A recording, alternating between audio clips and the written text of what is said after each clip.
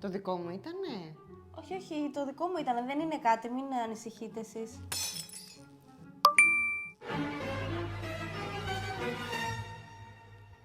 Δεν ήταν το δικό μου. Όχι, όχι, είναι απ' έξω κάτι ακούστηκε. Εσείς χαλαρώστε τώρα, μην ανησυχείτε.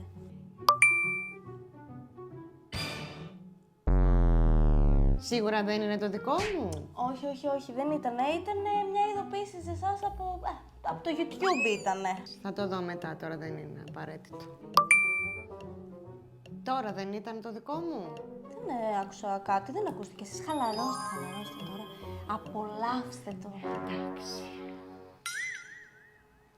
Έτοιμοι, πώς αισθάνεστε? Πάρα πολύ το απόλαυσα. Ευχαριστώ πάρα πολύ. Χαίρομαι πολύ. Θα πάω έξω στο ταμείο να πληρώσω.